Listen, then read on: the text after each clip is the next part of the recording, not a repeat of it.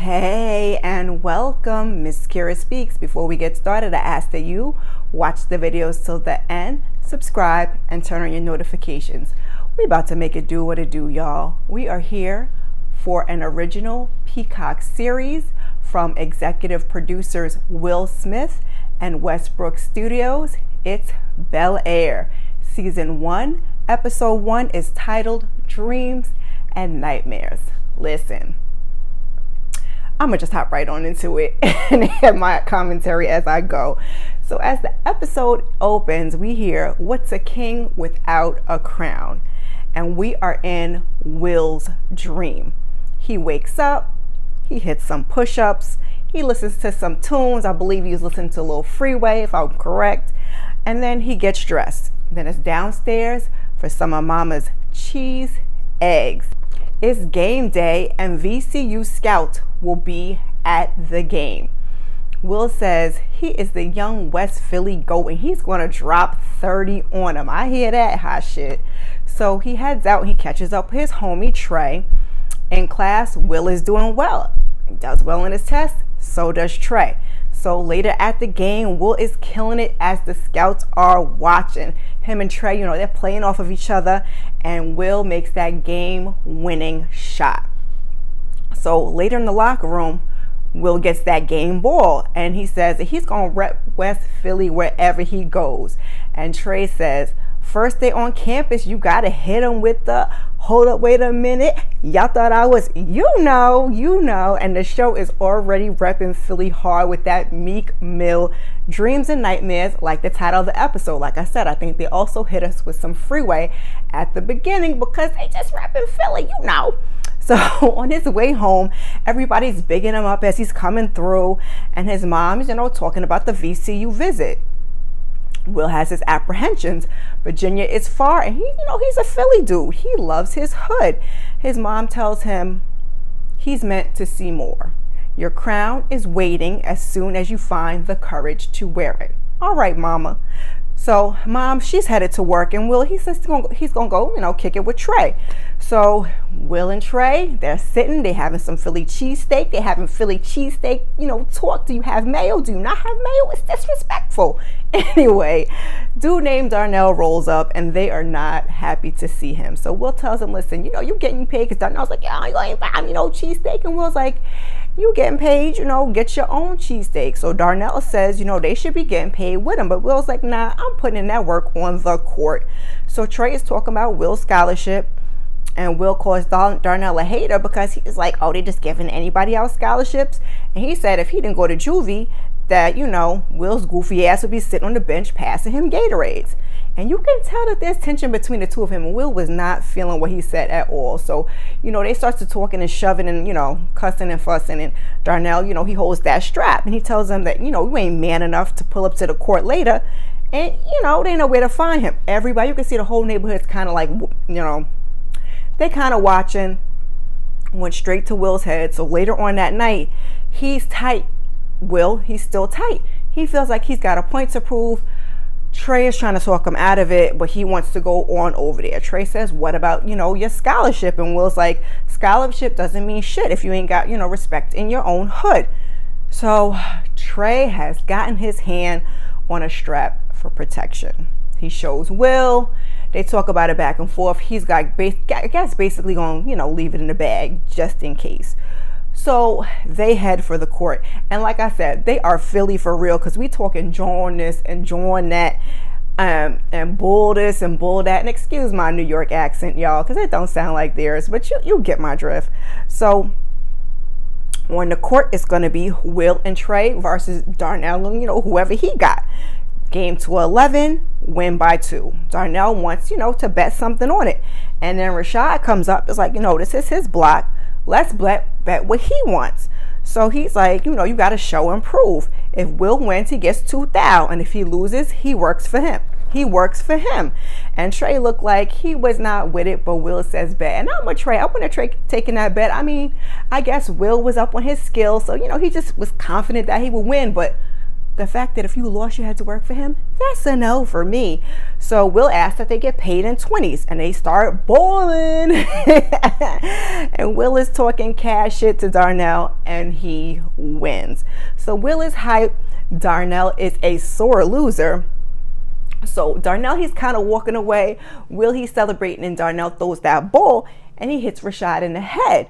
And Rashad is like, yo, who that? Who threw that shit? Who threw that shit? And nobody's answering. I'm sitting here like, yeah, I don't know this homeboy in the back. He's just sneaking off. Y'all don't notice him. And Rashad thinks it's Trey. So, you know, Will steps up. The two of them start going back and forth. And he punches Rashad in the face. I'm like, oh my God, you done did it now. So somehow Trey he ends up on the ground getting his ass whooped by a bunch of dudes, and he calls out for Will, and I think he might have said something about the bag. So Will goes to that bag and he grabs the strap, and then he lets a few off in the air, and folks start to scurry, and I'm thinking, okay, that be that. No, he points the gun at Rashad, who tells him, you better use it, because if you don't, I'm gonna smoke your dumb ass. So sirens ring off. Will drops the gun and he runs off, but not fast enough. The cops grab him up, and another one of the cops finds the gun. So next thing you know, Will is crying in a cell. Rashad, he's talking shit about his tears and whatnot. And then it's the next morning. They wake up, Will is getting released. And you hear Rashad, I think, screaming, he ain't even see a judge yet. How the F he getting out of here? Fucking snitch. Watch your back. It's the last thing we hear. So Mom and Will, they're in the car. She's upset, as any mother naturally would be. She says, you could have been dead, and asked where he got the gun from. He don't tell her where he got the gun from, but he apologizes. And he's like, wait a minute, where are we going? She's like, to the airport. And he's like, why? Your flight leaves in 45 minutes. He packed his suitcase. And we all know the story. He's headed for LA to stay in Bel-Air with his aunt and uncle. Will doesn't want to leave, but Ma says he has no choice. You pulled a gun on Rashad Denton. He's not going to just let that go. She says, she's not going to bury her son, and it's for his own good and hers as well. You got a second chance. Don't waste it. So see him get on the plane. He arrives in Philly, and I think he missed his ride, so he's getting a ride from LAX. And the driver, you ask, it's none other than Jazz. You know how the Fresh Prince story goes.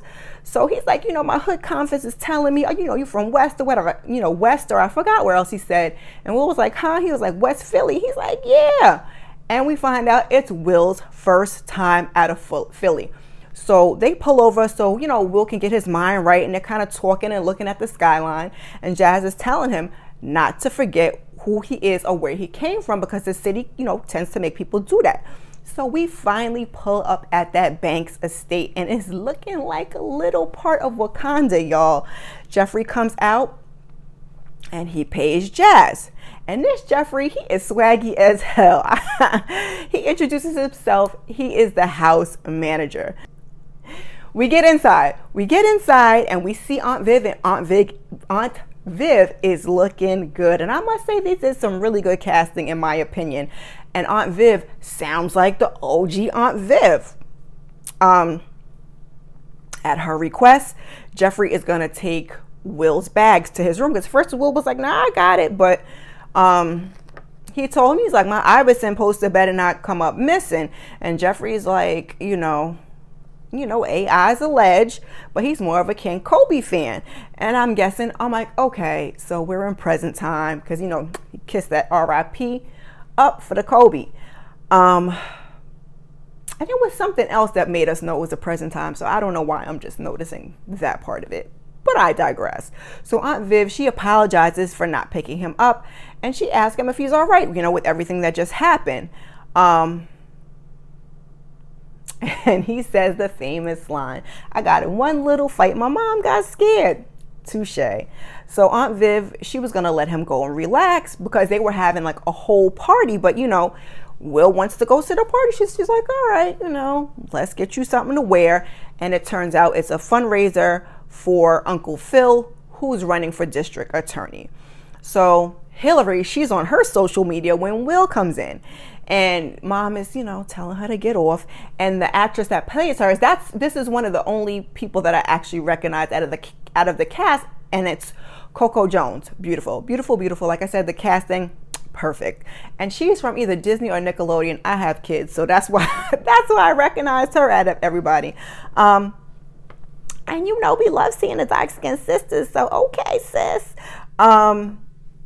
She's tasked with getting Will something to wear for the event. So they're in Carlton's room, which was Hillary's before she moved to the pool house because she needed more room. And then, she cooks, and she's got her, social media and whatnot. So Carlton had apparently bought some clothes for some growth spurt that he never had. And so now this is what Will's going to wear. Hillary, she gets him all the way together, and he finishes it off with his Nikes, because he's got that Philly swag. So they roll out to the backyard, and we see, there's all the top donors there. Hillary's like, she's going to go get, she going to go get a drink. And Will makes his way over to Uncle Phil. Child. So Uncle Phil, he's with two other gentlemen, and Will just starts to run in his mouth straight Philly. So Uncle Phil, he gives him a hug, and he's basically like, trying to get him to change the subject. He introduces Will to the men. One of them is a judge, and there's just no code switching for Will, just not at all. Will is his pure, authentic self. So it's getting a little thick. Jeffrey's in the cut. He knows his job, so he peeps the situation. He comes on over to get Will. He's like, you must be hungry after the flight, Will. And off they go. So on their way to the food, Ashley runs up and she, gives him a big hug or whatever. Sis is 12, and she's talking about it's all good except for global warming and the polarizing political climate of the country. Got that right. So the two, they continue to move towards the food. So Will gets in, he's like, he's not feeling any of the options. So Ashley's like, you can order whatever you want off menu, because the chef's there. And she's like, she gonna go find Hillary. Will asked the chef for a cheesesteak West Philly style. Child, why did he call the chef Poppy? I cannot. Poppy runs one of the best restaurants in LA, we hear a voice say, and it's Lisa. She tells him, she's feeling his kicks with the suit, and he calls her Mona Lisa. Will compliments the chef, and Carlton makes his way on over. He says hey to Lisa, and it's awkward as hell. So she can feel it too. She heads on out. Will asks, Carlton how he's been, thriving. Carlton says, and I chuckled a little bit because I love to hear people say thriving, from Insecure to now Carlton Banks on Bel-Air. So, they shoot the shit, and Carlton tells him, like, because he's telling him, fixing the cufflinks for him. He's like, I'm sure I'm going to be helping you out a lot. And Will, he did not seem to take kindly to that statement. So he's like, I heard you're here for a better education. And like I said, they chop it up, and Carlton's like, hopefully one day we could talk about why you're really here. Yikes. So the kids, they're, they're like in a game room, whatever, and they're talking, and they're, ready to go out and be that perfect family for Uncle Phil, when he gives his speech and takes photos. And Ashley and Hillary, they're ready for Will to take center stage with the bullshit with them. Carlton, not so much, but he plays it cool, and he plays it cool, says something like, he always wanted a brother, and he ended up with them. So they go on out there, up there with mom and dad is about to make his speech, and Will, he's off in the audience with everybody else. And as Uncle Phil is giving his speech for his campaign as LA District Attorney, he says he's tired of watching the broken system discard young black men into a for-profit school-to-prison pipeline. Some guy gonna put his hand on Will's shoulder while he's talking, and I was like, it is the audacity for me, people. So later on, Uncle Phil tells him, listen, I'm glad you're here, but it's my house rules. And Will says, sarcastically, I have a mom and a crib back home and a brain that works. Uncle Phil's like, yeah, a gun found its way into your hands. Your brain take a day off. So, because they're bantering back and forth. So Uncle Phil, he gives him the facts on what he knows, because Will was like, you don't even know what happened. So Uncle Phil gives him the facts that he knows for sure. But Will, he has a major attitude. He's like, I'm not your son, because he called him son. So Uncle Phil's like, listen, I move mountains.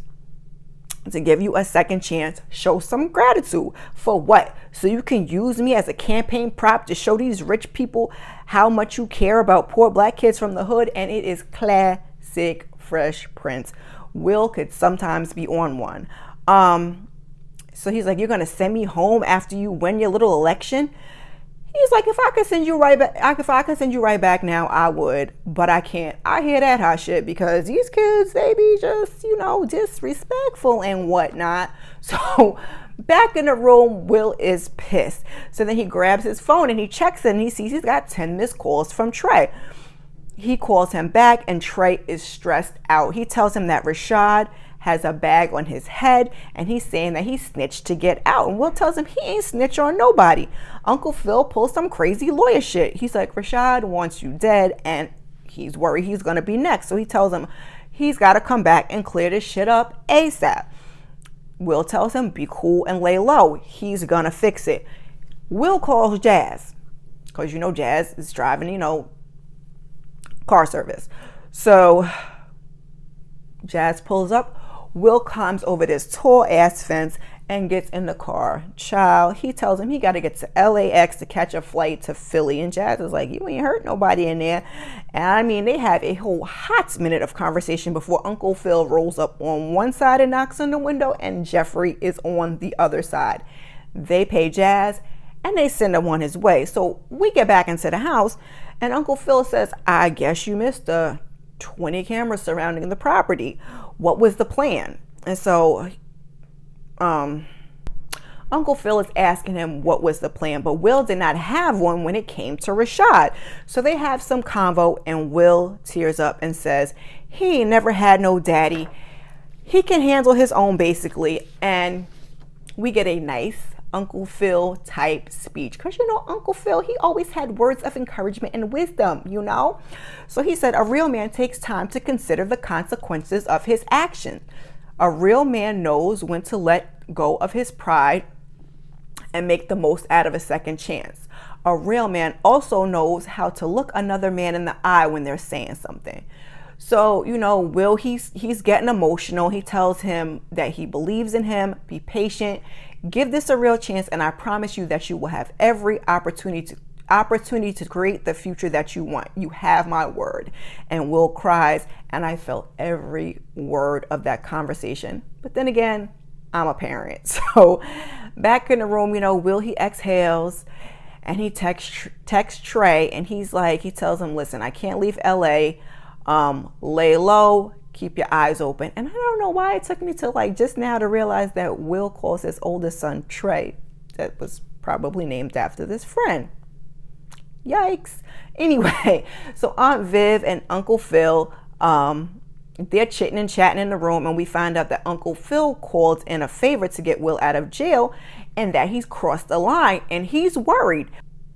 And then when Will was, over there talking around that guy Fred, he thinks that Fred may have been suspicious of the situation also. So Viv's like, you're just being paranoid. It's the next day and Will replays what happened in a nightmare as his phone wakes him up out of his sleep. It's his mom and she asks him how he's settling in. She tells him to take a look around. You'd rather be there than in jail. You shine bright in Philly, you'll shine just as bright in Bel-Air. Your crown is still waiting. She asks him if he's ready to wear it. So Will, he comes on down to join the rest of the family and they're having breakfast and he asks for cheese, eggs, and a little bacon, a home reminder. And Hillary's going to hook him up. Turns out she's quite the chef, which is not too much like the original Hillary. But anywho, Uncle Phil suggests Carlton show Will around. And they're both like, no, that's good. We good. I'm good. You good. I'm good. But Uncle Phil says, listen, we'll start school on Monday. And it is so. So we see the two rolling up. They're at Bel-Air Academy. And Carlton tells him it's a top 5 high school in the nation. They also have the best lacrosse program in LA. And Hillary already told us earlier that Carlton is the Jackie Robinson of lacrosse. So Carlton tells Will they have a different set of rules here. If you want to do well, just keep your head down and follow my lead. And y'all know that it's not going to work for Will. And Will says as much. And Carlton's like, listen, I run this place. So he's like, I'm going to go off to practice. He leaves Will to his own devices. He's like, meet me in the locker room at 3 and I'll introduce you to the guys. So Will is wandering around. He checks out Lisa, who's at the swimming pool. So she pops up out the water. 22.64, he tells her. She's like, what are you doing here? So, they do a little flirting between the two, and he's asking if she's pulling up to that beach party that night. She reveals that she's Carlton's ex, but he's like, I was just wondering if you was going to the party. So he, after that's over, he's heading towards the locker room, and we hear that Bobby Shmurda playing in the background. And like I said, Will, he's heading to meet Carlton, and next thing you know, we hear, like you see you twirl, and they drop. And I mean, the white boy continues saying the N words and all. So Carlton, he's just getting his shmoney dance like it ain't no thing. And Will's like, yo, hey, hold up, wait a minute. He calls him out. And he tells the boy to watch his mouth. And white boy is like, or what? So Will's like, I'm going to watch it for you. He's like, you don't get to say nigga. None of y'all do. So he's like, I'm pretty sure I just said it, and I don't know who the F you are. So Will is about to show him when Carlton breaks it up. He tells him, this is my cousin Will. He starts on Monday. So he tells Will to chill out. And Will is pissed. He's like, you co-signing this bullshit? Silence. Pure silence. So Will calls him, I think it was a sucker or a clown. I cannot be sure, but he leaves. So they get back home, and Carlton is like, you just got here and you playing a race card already. And Will is like, so you have no problem with the white boy saying nigga right in front of your face? It's just a word, dude. Chill out. And I was with Will on this one because it is a conversation that we are still having today. Well, it's in present time, so I shouldn't say still having today, but I tell my kids all the time not to say that word for that reason, because then your friends that may not be black or people of color are going to feel like they can say it. So as it goes, we are not a monolith. So some of us are like Carlton and they don't have a problem with it. So Will, tells him that dude was wilding. He ain't with the culture, and clearly neither are you. He's like, and Carlton's like, black rappers sell the word to millions of white kids like kind of every day. That's when Will calls him a clown, and Carlton says, you could forget about going to Connor's party. And I mean, me personally, after meeting Connor, who was the one that was saying the N-word, I wouldn't want to go anyway. So Aunt Viv comes in and she asks what's going on. And Carlton's like, nah, we're good. We're just having a little spirited debate. So Aunt Viv's like, she wants them to get along. But Will says he's not going to change who he is to fit in. And Aunt Viv's like, listen, I get it. I was the same way when I first got here. I was determined to keep, my West Philly rep, and it was challenging. So he's like, so he asked her, he's like, so you changed? She says, no, I adapted. It's part of life. She's like, it's hard, but she had to find her people, and she tells him he isn't the only one that's having a hard time adjusting to the new arrangement. Carlton can be a bit territorial, but at the end of the day, they're family. Gain our trust, that's her and Uncle Phil, and you'll have more privileges. So he goes to talk to Carlton. Will goes to talk to Carlton, and he walks in the room, and he's, I don't know if he called his name, but he's in the room. He finds Carlton in the closet putting something up his nose. Now, that addition they could have kept, but I think somebody did say Carlton had a problem with drugs on Fresh Prince. I don't remember that. Anywho, Carlton is annoyed that he didn't knock. So Will's like, he thought it was Coke, but Carlton tells him it's Xanax. And I say, that doesn't make it any better, sir, because Xanax comes in pill form, which is what you should have been taking. So Will says, he ain't no snitch. And he's like, he's just there to squash the beef. So Carlton says, there is no beef. And Will tries to explain to him, if we can play nice in the sandbox and pretend that we're cool, then you don't have to drag me around Bel-Air with you. So Carlton, he's listening. She's like, we'll go to the beach party and we come home, we keep it cute, and then we can go our own ways. And Carlton's like, all right, bet. It's not a bad plan, but knock next time. So they get to the party, execute their plan. The two, they part like the Red Sea. So Lisa rolls up on Will and calls him Aquaman. He's like, more of a T'Challa. Come on, King. So she wants him to celebrate with her. That 22.64 means she is on track for the Olympic trials next year. Can we say Black excellence? Okay.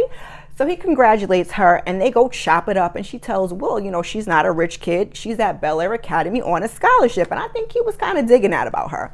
So she says it's a lot of pressure and she has to work harder than anyone else. And us Black people know it's like that everywhere you go. She tells him her family and the Banks are really close, but she never heard of him. And he's like, yeah, I don't walk around telling people Carlton's my cousin back home. But she asks him how well he knows Carlton and all that he's been through. We see Carlton again putting something up his nose, and his boy is talking to him about Lisa, Connor, because it's always Connor. It's always Connor. And that gets Carlton's wheels turning. So on the other side of the pool, you know, Will and Lisa, they're enjoying themselves and they're dancing, and we see them hug, and then we see them kiss, and Carlton sees it from across the pool, and then we hear that high pitch, like you about to go off. Just you don't hear nothing, but like you seeing red, Anywho, so he makes his way around the pool and he shoves Will in. And Lisa asks him, what's wrong with him? And she's like, you know, you really flirting with my cousin to make me jealous? So they're talking, and as they're talking, Will is just sinking. I mean, he don't even try. He's going down to the bottom of the pool. We see a crown in the water. I said, is he having a daydream while he's drowning? I guess. But finally, Lisa jumps in to rescue him, and Carlton after she gets him out, Carlton shouts, he's just doing it for attention. I said, damn, Carlton, like, damn, can you be any more of an asshole?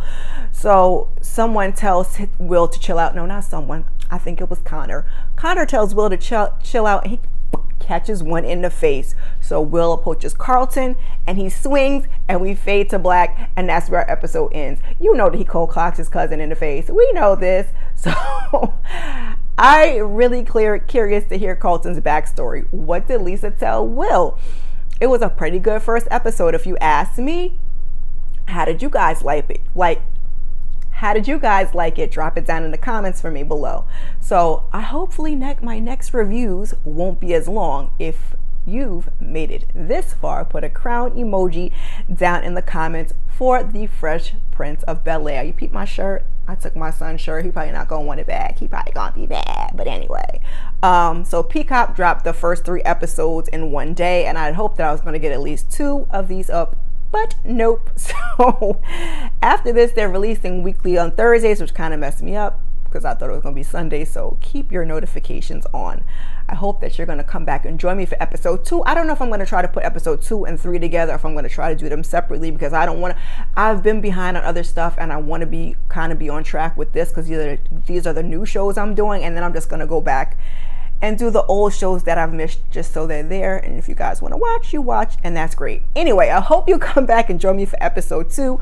While you're here, please check out some of my other content. Thank you. And before you go, please like, subscribe, and share. I appreciate you. Peace.